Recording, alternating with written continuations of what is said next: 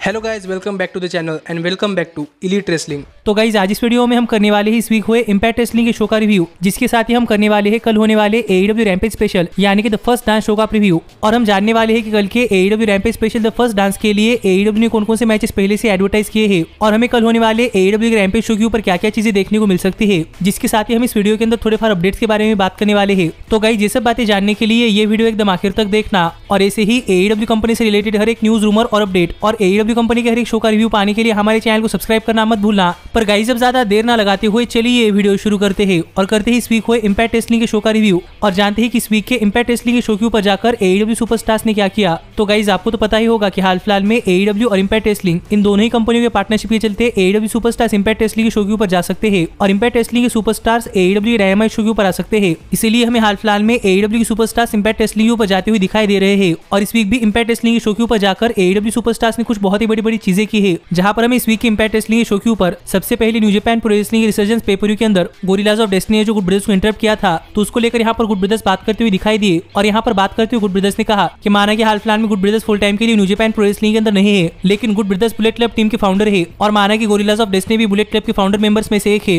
पर good brothers हमेशा से ही बुलेट क्लब के एक बहुत ही बड़े अटैक टीम रहने वाले हैं और इसे लेकर गोरिल्लाज ऑफ डेस्टिनी को गुड ब्रदर्स के ऊपर अटैक नहीं करना चाहिए, क्योंकि अगर gorillas of destiny good brothers के ऊपर अटैक करते हैं तो गोरिल्लाज ऑफ डेस्टिनी को नहीं पता कि वो बुलेट क्लब के अंदर क्या स्टार्ट करने वाले हैं। जो बात यहाँ पर गुड ब्रदर्स ने कही और जाते जाते डॉग गैलोज ने इस वीक के उनके अपोनेंट यानी कि जोई डोकरिंग को भी एक वार्निंग दे दी कि इस वीक के उनके मैच के अंदर डॉग गैलोज उन्हें नहीं छोड़ने वाले। जो बात यहाँ पर डॉग गैलोज ने कही, पर इसके बाद हमें इंपैक्ट रेसलिंग शो के ऊपर नए impact wrestling world heavyweight champion यानी कि क्रिश्चियन केज आते हुए दिखाई दिए और यहाँ पर आकर बातें करते हुए क्रिश्चियन केज ने कहा कि काफी दिनों बाद इंपैक्ट रेसलिंग शो के ऊपर आकर काफी अच्छा लग रहा है, क्योंकि जब पहली बार क्रिश्चियन केज ने साल 2005 के अंदर वर्ल्ड की सबसे बड़ी रेसलिंग कंपनी छोड़ी थी, तब क्रिश्चियन केज को पता नहीं था कि क्रिश्चियन केज को क्या करना चाहिए और तब इंपैक्ट रेसलिंग ने क्रिश्चियन केज का करियर सेव किया था। तो इसीलिए इंपैक्ट रेसलिंग को केनी ओमेगा जैसे चैंपियन से सेव करने के लिए क्रिश्चियन केज ने केनी ओमेगा से इंपैक्ट रेसलिंग के वर्ल्ड हेवीवेट चैंपियनशिप के लिए एक मैच लड़ा था और अब क्रिश्चियन केज इंपैक्ट रेसलिंग के वर्ल्ड हेवीवेट चैंपियन बन चुके हैं। जो बात यहाँ पर क्रिश्चियन केज ने कही, लेकिन आगे बात करते हुए क्रिश्चियन केज ने कहा कि क्रिश्चियन केज बहुत दिनों बाद इंपैक्ट रेसलिंग शो के ऊपर आए हैं, लेकिन अब क्रिश्चियन केज को लगता है कि उन्हें उनका पास्ट याद नहीं रखना चाहिए बल्कि उन्हें फ्यूचर की तरफ जाना चाहिए। इसीलिए यहाँ पर बातें करते हुए क्रिश्चियन केज ने कहा कि इंपैक्ट रेसलिंग उनके फ्यूचर की जरूरत है, उनके पास्ट के नहीं। इसीलिए क्रिश्चियन केज यहाँ पर इंपैक्ट रेसलिंग की old impact wrestling world heavyweight championship retire करना चाहते हैं। जो बातें कहकर यहाँ पर क्रिश्चियन केज ने इंपैक्ट रेसलिंग की old world heavyweight championship retire कर दी है और इसके बाद क्रिश्चियन केज आगे बातें कर ही रहे थे, लेकिन तभी यहाँ पर ब्रायन मायर्स आ गए, जो कि हाल फिलहाल में इंपैक्ट रेसलिंग के वर्ल्ड हेवीवेट चैंपियनशिप के लिए नंबर 1 कंटेंडर है। और अगर आपको नहीं पता कि ब्रायन मायर्स कौन है, तो मैं आपको बताना चाहूंगा कि आप WWE के अंदर ब्रायन मायर्स को कर्ट हॉकिंस के नाम से जानते थे, जिन्होंने WWE के अंदर बहुत सारे मैचेस हारे थे। पर अब ब्रायन मायर्स इंपैक्ट रेसलिंग के अंदर इंपैक्ट रेसलिंग के वर्ल्ड हेवीवेट चैंपियनशिप के लिए नंबर 1 कंटेंडर है। और यहाँ पर आकर बातें करते हुए ब्रायन मायर्स ने कहा कि क्रिश्चियन केज कहते हैं कि क्रिश्चियन केज को इंपैक्ट रेसलिंग के फ्यूचर की चिंता है और यहाँ पर क्रिश्चियन केज खुद impact wrestling world heavyweight champion बने हैं, जो कि खुद एक ओल्ड टाइमर है। इसीलिए ब्रायन मायर्स यहाँ पर क्रिश्चियन केज को बताना चाहते थे कि कल होने वाले इंपैक्ट रेसलिंग के शो यानी कि इमरजेंस के ऊपर ब्रायन मायर्स क्रिश्चियन केज को उनके Impact wrestling world heavyweight championship के लिए हराने वाले हैं, क्योंकि Brian Myers most professional wrestler है। जो बात यहाँ पर ब्रायन मायर्स ने कही, जिसके जवाब में क्रिश्चियन केज ने कहा कि माना कि Brian Myers most professional wrestler है, लेकिन Christian Cage best professional wrestler है। और माना कि लास्ट वीक ब्रायन मायर्स ने नंबर 1 कंटेंडर का बैटल रॉयल मैच जीता था, पर अब तक ब्रायन मायर्स के हाथ में गोल्ड नहीं है। जो बात यहाँ पर क्रिश्चियन केज ने कही और ये सुनकर ब्रायन मायर्स काफी गुस्सा हो गए, पर सरप्राइजिंगली ब्रायन मायर्स यहाँ जाने लगे। पर जाते जाते ब्रायन मायर्स ने अपने टैग टीम पार्टनर को क्रिश्चियन केज के ऊपर ढकेल दिया और क्रिश्चियन केज ने ब्रायन मायर्स के टैग टीम पार्टनर के ऊपर अटैक किया। और इसके बाद जब क्रिश्चियन केज ब्रायन मायर्स के ऊपर अटैक करने के लिए जा रहे थे, तब तक ब्रायन मायर्स यहाँ से भाग गए। जो सेगमेंट हमें इस वीक के इंपैक्ट रेसलिंग के शो के ऊपर क्रिश्चियन केज और ब्रायन मायर्स के बीच में देखने को मिला है और इन दोनों का मैच कल यानी कि इंपैक्ट रेसलिंग की स्पेशल इवेंट इमरजेंस के ऊपर होने वाला है। तो अब देखना पड़ेगा कि कल के ब्रायन मायर्स और क्रिश्चियन केज के मैच का रिजल्ट क्या होता है। पर इसके बाद हमें शो के मेन इवेंट के अंदर गुड ब्रदर्स के डॉग गैलोज वायलेंट बाय डिजाइन के जो डोरिंग को फेस करते हुए दिखाई दिए और इंपैक्ट रेसलिंग के दो बहुत ही बड़े बड़े सुपरस्टार्स के बीच में मैच था, जो मैच इस वीक के इंपैक्ट रेसलिंग शो के मेन इवेंट के ऊपर हुआ। और गाइस ये मैच एक बहुत ही बढ़िया मैच था और यहाँ पर इस मैच की एंडिंग तो बहुत ही जबरदस्त थी, क्योंकि इस मैच में बहुत ज्यादा डोमिनेट करने के बाद फाइनली डॉग गैलोज ने जो के ऊपर एक काफी खतरनाक डबल हैंडेड चोकस्लैम लगाया, जिसके बाद यहाँ पर इंपैक्ट रेसलिंग का पूरा एंटरर स्लैम टूट गया था।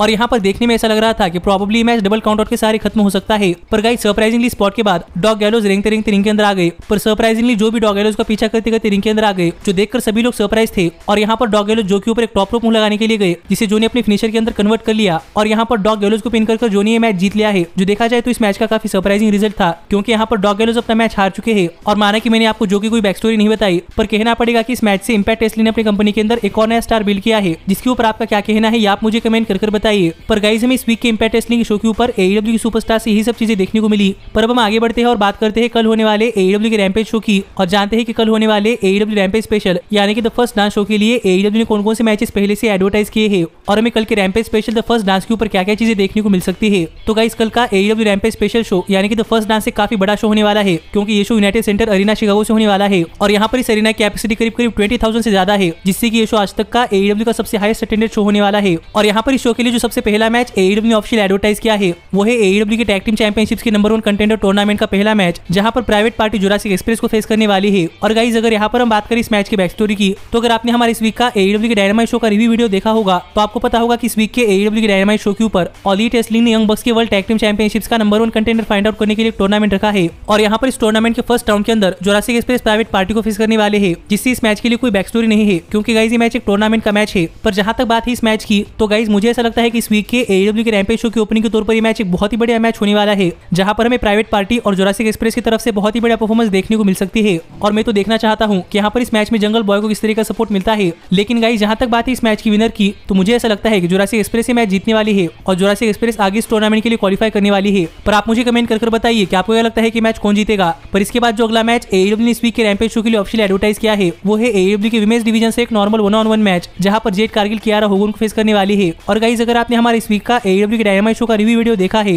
तो आपको पता होगा कि इस वीक के AEW के डायनामाइट शो के ऊपर जेड कारगिल ने कियारा होगन को एक मैच के लिए चैलेंज किया था। और यहाँ पर जेड कारगिल का कहना यह था कि क्या पता इस वीक के AEW के रैम्पेज शो के ऊपर कियारा होगन की हार देखकर कियारा होगन को AEW कंपनी का एक कॉन्ट्रैक्ट मिले, इसीलिए ही जेड कारगिल ने कियारा होगन को इस वीक के रैम्पेज शो के ऊपर एक मैच के लिए चैलेंज किया है। पर कियारा होगन का कहना है कि कियारा होगन इस मैच के अंदर अपनी फर्स्ट AEW जीत दर्ज करने वाली है। तो अब देखना पड़ेगा कि इस वीक के रैम्पेज शो के ऊपर इन दोनों ही सुपरस्टार्स के बीच में ये मैच कैसा होता है। और गाइस मैं तो यही होप कर रहा हूँ कि इस वीक के रैम्पेज शो के ऊपर इन दोनों सुपरस्टार्स के बीच का मैच कोई स्क्वाश मैच ना हो, क्योंकि आज तक जेड कारगिल ने AEW के डायनामाइट शो के ऊपर या फिर AEW के रैम्पेज शो के ऊपर दोनों ही जगह पर स्क्वाश मैचेस दिए हैं। इसलिए मैं जेड कारगिल को यहाँ पर थोड़ा रेसल करते हुए देखना चाहता हूँ और मुझे भी देखना है कि जेड कारगिल लॉन्ग टर्म में किस तरीके से रेसल करती है। लेकिन गाइस जहां तक बात है इस मैच की विनर की, तो मुझे ऐसा लगता है कि जेड कारगिल ये मैच जीतने वाली है। लेकिन गाइस देखना पड़ेगा कि क्या ये मैच जीतने के बाद जेड कारगिल कियारा होगन को अपने साथ अलाइन करती है या नहीं, क्योंकि हाल फिलहाल में जेड कारगिल की तरफ देखकर ऐसा ही लग रहा है कि probably Jade Cargill Kiara Hogan को अपने साथ अलाइन करने के बारे में सोच रही है। पर इसके बाद जो आखिरी चीज AEW ने इस वीक के रैम्पेज शो के लिए ऑफिशियल एडवर्टाइज की है वो है AEW के मेंस डिवीजन से एक नॉर्मल 1-on-1 मैच, जहां पर जॉन मॉक्सली डेनियल ग्रासिया को फेस करने वाले हैं। और यहाँ पर जॉन मॉक्सली के साथ उनके कॉर्नर के अंदर एडी किंगस्टन और डेनियल ग्रासिया के साथ उनके कॉर्नर के अंदर AEW कंपनी की न्यू साइनिंग यानी कि 2.0 होने वाले हैं। और अगर आपको ये बात नहीं पता तो आप ऊपर आए हुए कार्ड के ऊपर क्लिक कर आज दोपहर को आए हुए हमारी ये वीडियो देख सकते हैं। लेकिन गाइस जहां तक बात है इस मैच की, तो यहाँ पर डेनियल ग्रासिया का कहना यह है कि डेनियल ग्रासिया AEW कंपनी के अंदर अपने आप को प्रूव करने के लिए आए हैं। लेकिन जॉन मॉक्सली का कहना यह है कि डेनियल ग्रासिया को केयरफुल रहना चाहिए, क्योंकि जॉन मॉक्सली AEW कंपनी के मोस्ट वायलेंट रेसलर है। और इस वीक के रैम्पेज शो के ऊपर जॉन मॉक्सली डेनियल ग्रासिया को नहीं छोड़ने वाले, जो बातें यहाँ पर जॉन मॉक्सली ने कही है। और इस वीक के AEW के डायनामाइट शो के ऊपर भी डेनियल ग्रासिया ने जॉन मॉक्सली के ऊपर अटैक किया था, इसलिए ही AEW ने ये मैच इस वीक के रैम्पेज शो के लिए ऑफिशियल एडवर्टाइज किया है। तो अब देखना पड़ेगा इस वीक के रैम्पेज शो के ऊपर ये मैच कैसा होता है और इस मैच में डेनियल ग्रासिया की परफॉर्मेंस कैसी होती है। पर गाइस जब से डेनियल ग्रासिया AEW कंपनी के अंदर आए हैं, तब से डेनियल ग्रासिया को AEW कंपनी के अंदर देखकर मुझे मिनोरू सुजुकी की याद आ रही है, जो कि न्यू जापान प्रो रेसलिंग के अंदर एक काफी हार्डकोर रेसलर है। और हाल फिलहाल में डेनियल ग्रासिया को देखकर ऐसा लग रहा है कि डेनियल ग्रासिया AEW कंपनी की मिनोरू सुजुकी हो सकते हैं। तो अब देखना पड़ेगा कि इस मैच में डेनियल ग्रासिया की परफॉर्मेंस कैसी होती है। लेकिन जहां तक बात है इस मैच की विनर की, तो गाइस मुझे ऐसा लगता है कि जॉन मॉक्सली मैच जीतने वाले हैं। और माना कि इतनी ही मैचेस है जो कि AEW ने इस वीक के रैम्पेज शो के लिए ऑफिशियल एडवर्टाइज किए हैं।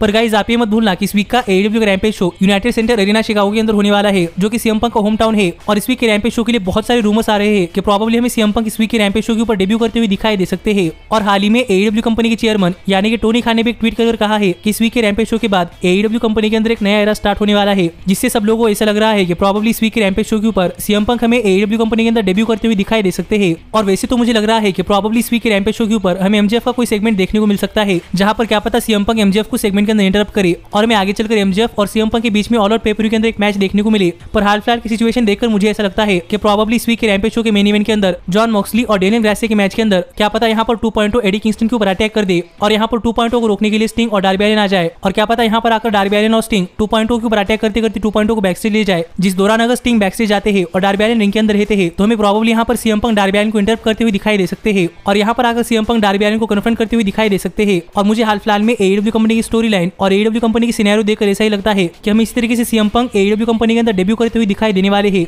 और अगर इस तरीके से CM Punk का AEW कंपनी के अंदर डेब्यू होता है तो अब देखना पड़ेगा कि आगे चलकर CM Punk AEW कंपनी के अंदर क्या करते हैं। लेकिन गाइस हमारी आज की वीडियो यही तक की थी और अब मैं मिलता हूँ आपसे अगली वीडियो में, जहां पर हम करेंगे कल होने वाले AEW rampage special the first dance का रिव्यू। और अगर आप वो वीडियो मिस नहीं करना चाहते तो गाइस आप हमारे चैनल को सब्सक्राइब कर नोटिफिकेशन बेल ऑल पर सेट कर देना, जिससे कि हमारे चैनल के ऊपर आने वाले हर एक वीडियो की नोटिफिकेशन आपको जल्द से जल्द मिले। पर गाइस हमारी आज की वीडियो यही तक की थी और अब मैं मिलता हूँ आपसे अगली वीडियो में। पर तब तक stay healthy, stay happy and keep watching elite wrestling. Hey, did you like that video?